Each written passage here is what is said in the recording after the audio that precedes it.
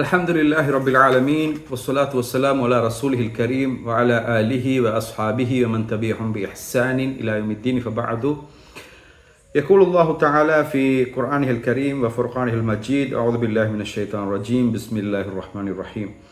وأنفقوا مما رزقناكم من قبل أن يأتي أحدكم الموت فيقول رب لولا أخرتني إلى أجل قريب فأصدق وأكن من الصالحين ولن يؤخر الله نفسا إذا جاء أجلها والله خبير بما تعملون.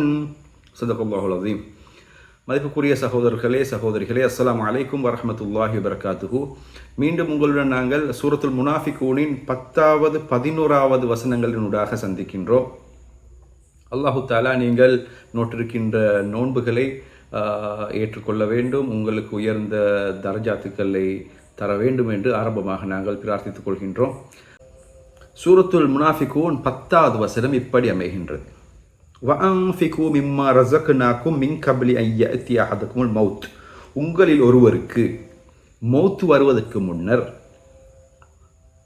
நாங்கள் உங்களுக்கு தந்தவற்றிலிருந்து செலவு செய்யுங்கள்.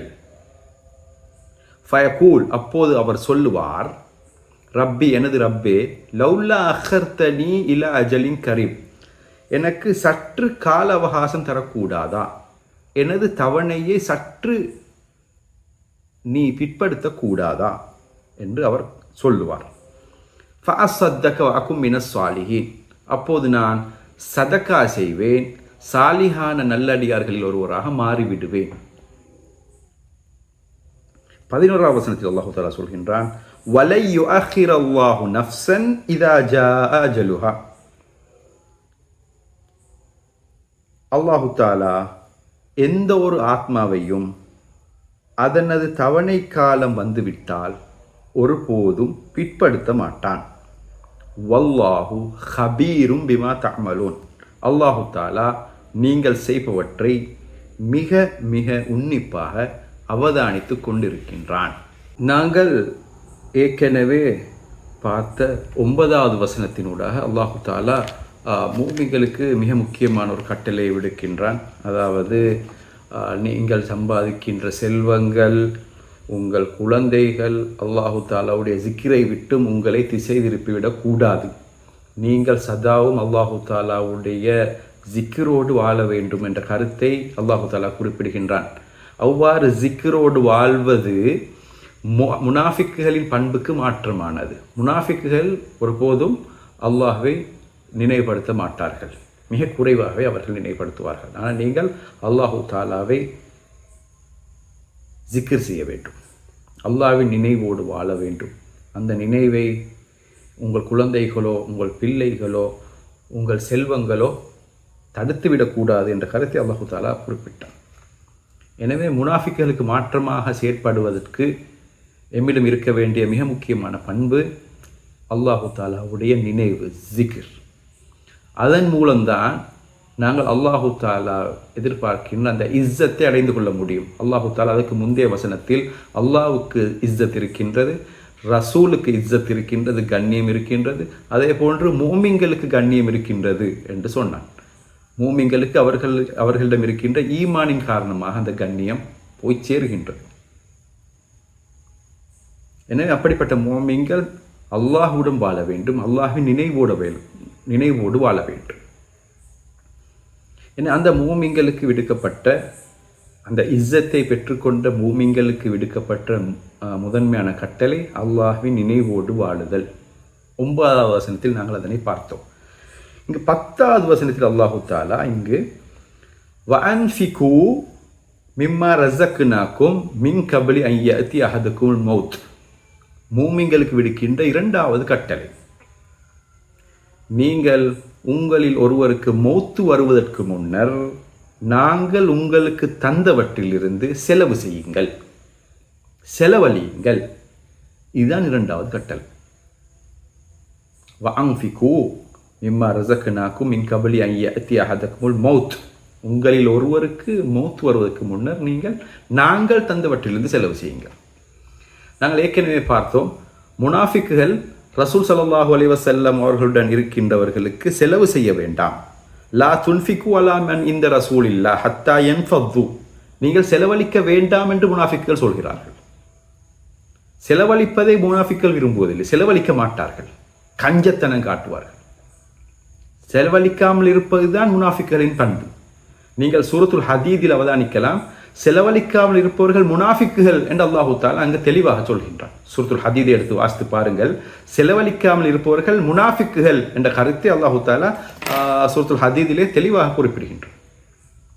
எனவே இதற்கு மாற்றமாக செலவழிப்பது, நல்ல விடயங்களுக்காக செலவழிப்பது, அல்லாஹு தஆலாவுடைய பாதையில் செலவழிப்பது மூமின்களின் பண்பு. அல்லாஹு தஆலா அதனை தூண்டுகின்றான். வஅன்ஃபிகு மிம்மா ரஸக்னாக்கும், மிம்மா ரஸக்னாக்கும், நாங்கள் தந்தவற்றிலிருந்து. செலவு செய்கின்ற போது எங்களுக்கு இது எனது சொத்து, எனது செல்வம் என்ற அகந்தை, இருமாப்பு எண்ணம் வந்துவிடக்கூடாது. எப்போதும் இது மூமின்களாக இருந்தால் அவனுக்கு இது அல்லாஹு தஆலா எனக்கு தந்தது, அல்லாஹு தஆலா எனக்கு அருளாக தந்தது, இது எனது செல்வம் அல்ல, இது அல்லாஹு தஆலாவின் செல்வம் என்ற அந்த சிந்தனை இருக்கும். சூரத்துல் ஹதீதிலும் இந்த கருத்து ஆழமாக வலியுறுத்தப்படுகின்றது. நாங்கள் உங்களுக்கு தந்தவற்றிலிருந்து செலவு செய்யுங்கள் என்று அல்லாஹு தஆலா குறிப்பிடுகின்றான்.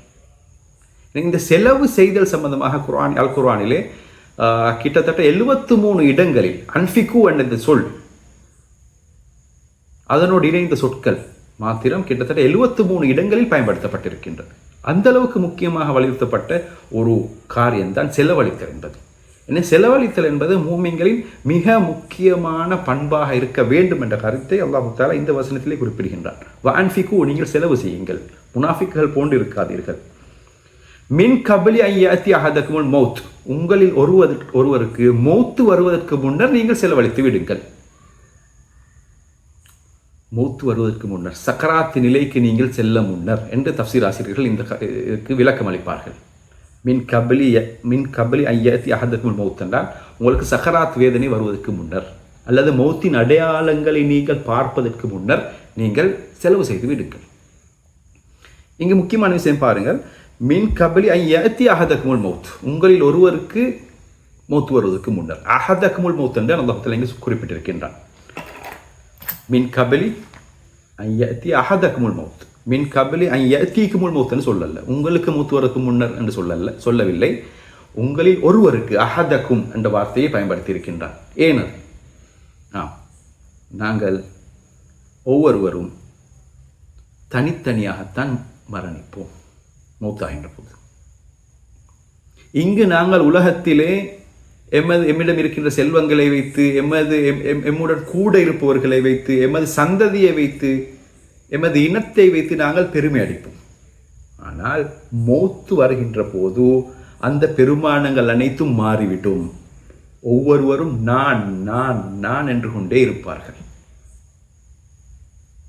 அல்லாஹ் தஆலா குர்ஆன் பிரிவு இடத்தில் குறிப்பிடுகிறார், நீங்கள் மறுமையில் தனித்தனியாகத்தான் அல்லாஹ்விடம் வருவீர்கள்.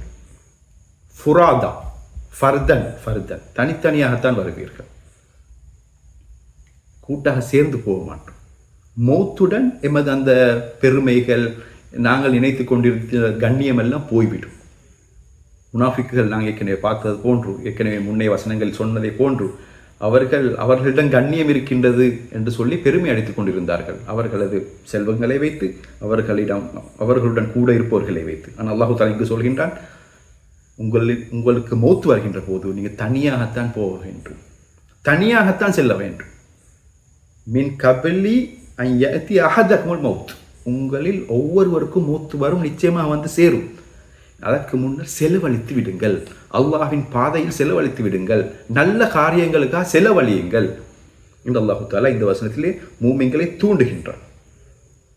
அப்போது மௌத்து வருகின்ற போது அந்த நபர் சொல்லுவார், சரி, ஃபயகூல், அதாவது தீமைகளில் உழன்று கொண்டிருந்த அந்த மனிதர் சொல்லுவார், செலவழிக்காமல் இருந்த அந்த மனிதர் சொல்லுவார், முனாஃபிக்குகள் சொல்லுவார்கள், அதான் ஃபயகூல், ரப்பி, எனது இரட்சகனே, லௌலா அஹர்தனி இலா அஜலின் கரீப், சிறிது காலம், அஜல் கரீப் என்ற கொஞ்சம் காலம், சற்று நேரம், எனது தவணை காலத்தை பிற்படுத்தக்கூடாதா, எனது மௌத்தை பிற்படுத்தக்கூடாதா என்று இறைஞ்சுவார், கேட்பார். ஃபஅஸ்ஸத்தக வஅகு மினஸ் சாலிஹீன். ஏன்? நான் திரும்பி இந்த உலகத்துக்கு திரும்பி ஃபஅஸ்ஸத்தக, நான் அத்தசத்தக், நான் சதகா செய்வேன், நான் சதகா செய்வேன், தான தர்மங்கள் கொடுப்பேன். வஅகு மினஸ் சாலிஹீன், நான் என்னை எனது உள்ளத்தை பரிபக்குவப்படுத்தி சாலிஹானவனாக மாறிக்கொள்வேன். சாலிஹ் என்றால் சுல்ஹ் என்ற சொல்லிருந்து வருகின்றது. சுல்ஹ் என்ற சொல் சாலிஹீன் என்ற சொல்லின் அடிப்படையாக இருக்கின்றது. சுல்ஹ் என்பது அமைதி, நிம்மதி போன்ற கருத்துக்களை கொடுக்கும். சாலிஹூன் என்பவர்கள் நிம்மதியாக வாழ்பவர்கள், நிம்மதியை ஏற்படுத்துபவர்கள், நீதத்தை ஏற்படுத்துபவர்கள், சமாதானத்தை ஏற்படுத்துபவர்கள், உள்ளத்தை நீதியால் நிரப்பிக்கொண்டவர்கள். எனவே நல்லதுதான் செய்வார்கள். அவர்களது பண்பாடு உயர்ந்ததாக இருக்கும். அதுதான் சாலிஹூன். எனவே அவ்வாறான சாலிஹான ஒருவராக நான் மாறிவிடுவேன், சதகா செய்வேன் என்று தான் சொல்லுவார். மௌத்தை எனக்கு கொஞ்சம் பிற்படுத்தார்கள், நான் சதகா செய்வேன். அந்த நேரத்தில் தான் விளங்கும் செலவழிப்பதன் அருமை, பிறருக்கு உதவி செய்வதன் அருமை, பிறரது மனங்களை சந்தோஷப்படுத்துவதன் அருமை. இந்த சத்தக என்ற சொல்லுக்கு தஃசீர் ஆசிரியர்கள் நிறைய விளக்கம் கொடுப்பார்கள். அதில் ஒன்று, கடமையான ஜகாத்தை கொடுப்பேன், தான தர்மங்களை கொடுப்பேன், கஷ்ட நேரங்களில் நான் கஷ்டத்தில் வாடுபவர்களுக்கு நான் எனது சொத்திலிருந்து செல்வங்களிலிருந்து கொடுப்பேன் என்று எல்லா கருத்துக்களையும் அந்த ஃபஅஸ்ஸத்தக என்ற சொல் குறிக்கும் என்று தஃசீர் ஆசிரியர்கள் விளங்கப்படுத்துவார்கள். எனவே பொதுவாக நல்ல காரியங்களுக்கு செலவழிப்பேன். இந்த செலவழிப்பதன் முக்கியத்துவம் மௌத்துடைய நேரத்தில் எமக்கு புரியும். எனவே தான் மௌத்து வருகின்ற போது அந்த நபர் சொல்கின்ற முக்கியமான கருத்து, எனக்கு கொஞ்சம் காலம் அவகாசம் தாருங்கள், அல்லாஹ்விடம் கேட்பான். எனக்கு கொஞ்சம் காலம் தாருங்கள், அவகாசம் தாருங்கள், அவகாசம் தாயா அல்லாஹ், நான் சதகா செய்வேன், தான தர்மங்கள் கொடுப்பேன், எனது உள்ளத்தை பரிபக்குவப்படுத்திக் கொள்வேன் என்று அவன் சொல்லுவான். என அன்புக்குரிய சகோதரர்களே, செலவழிப்பது என்பது மூமின்களின் மிக மிக முக்கியமான பண்பாக இருக்கின்றது என்பதை இந்த வசனத்திலிருந்து எம்மால் புரிந்து கொள்ள முடியும். இன்ஷா அல்லாஹ் அடுத்த அமர்வில் அடுத்த வசனத்தை நாங்கள் கலந்துரையாடுவோம். இன்ஷா அல்லாஹ். அஸ்ஸலாமு அலைக்கும் வரஹ்மத்துல்லாஹி வபரகாத்துஹு.